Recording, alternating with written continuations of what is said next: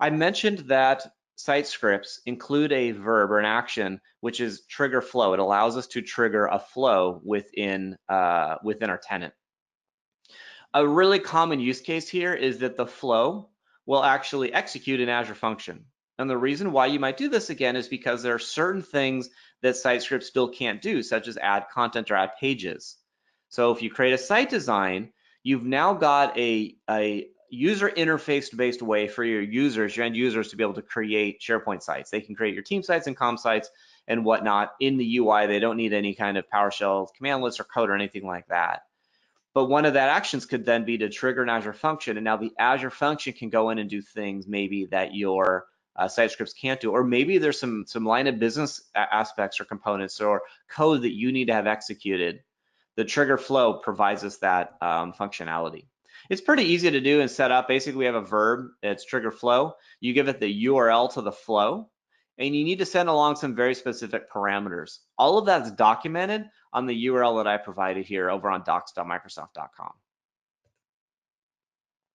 How this works, the idea here is that when your site is being provisioned on step one, that trigger flow action is then executed. That then uses the URL of the flow to execute the flow.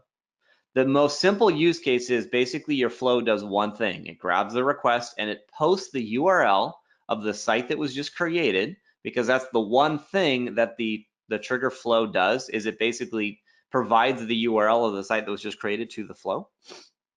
Your flow can then take that URL and put it into an Azure storage queue. That's it, just the URL of the newly created site on a storage queue. You could then create an Azure function, and that Azure function is tied to the storage queue. So anytime anything is added to the storage queue in Azure, your Azure function will then get fired. Your Azure function can now take that URL and do whatever it is you need to do.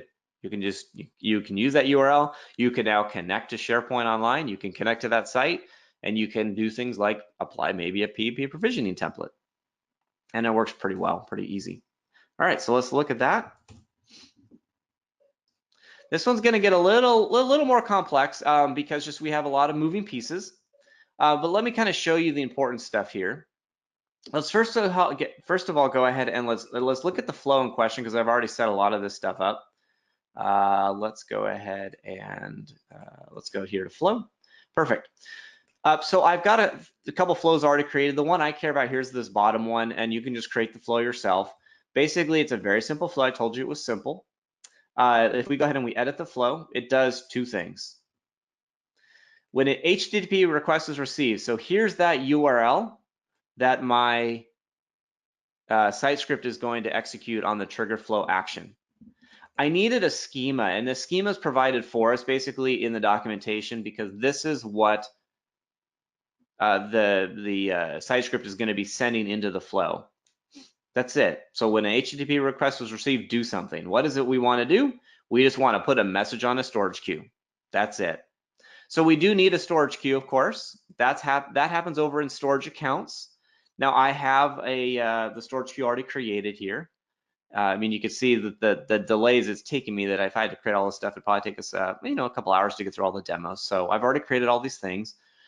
All of this is documented. Everything I'm doing here is documented in the links that I provided, by the way. So you can spend the time it will take to sort of walk through all these steps, but at least you've now seen the overall process.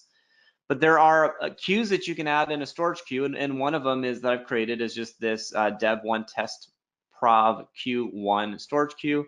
And if we go back to flow, we will see that's the exact same storage queue that I'm connecting to. And all I'm doing is I'm putting the web URL on that into that queue. So now I've got an Azure function that I've created as well that is tied to that storage queue. So we're going to go back to function apps. Here we're going to I have a different function app that I created for just that storage queue. It's also named Q1. Within that, there will be a function that will load up eventually. And that function is tied to that storage queue. So anytime that storage queue gets a new entry, it will go ahead and it will execute that. And in interest in time, because I always run out of time because I have so much fun stuff that I want to share. There it goes.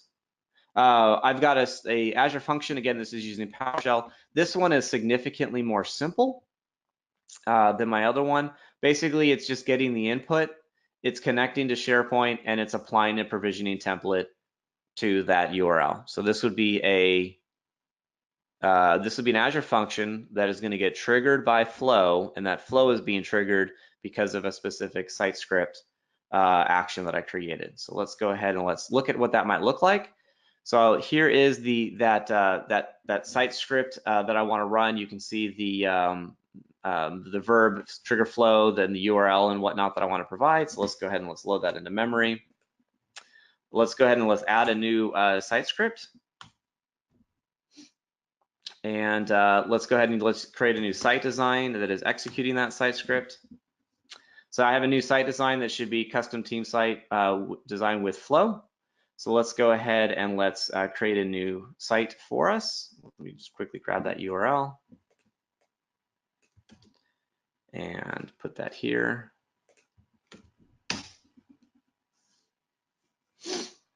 And what we're going to do now is once this loads, we'll go to create site. We're going to create a team site eventually. This is definitely not loading as quick as it has in the past. There we go. And I should now have a site design. Perfect. My custom team site design with flow has been created. So let's go ahead and we'll say ESPC web in our demo with flow. We'll add a little space there because it makes me feel good. Excellent. It doesn't matter if it's private here, but this time we want it as private. And once this is created, let's go ahead and click on finish. And this will load up our site for us, and we should see on the right-hand side, we'll get that window that appears. Now, while that's happening, I'm going to go back to flow. And what should happen is in the run history, 2 seconds ago. Not bad. So it looks like our flow succeeded 2 seconds ago. If we actually go here and we look at our logs, this hasn't executed yet because I wasn't paying attention. Okay.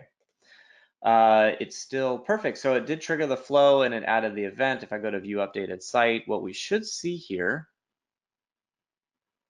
no, so the flow is still, it looks to be running the Azure function. What happens is the provisioning script that I ran is, let's see if I can quickly find that provisioning script for us. The provisioning script that I ran, all it's supposed to be doing is it's creating a new page. So here's a much more sophisticated provisioning script. It's creating a new page called home.pnp.aspx. That is a modern page. It's creating sections. There it goes, functions completed. So now if we return here and we return to the home page, what should happen is our home page should now be home. There it goes, home PNP. You can see it. And now you can see I have a very different home page. It's loading here. You can already tell the text. So not too bad if you think about it, that you can use PNP provisioning to set up new home pages. You can build pages using your custom and out-of-the-box web parts, and you can pre-configure them to do some really cool stuff.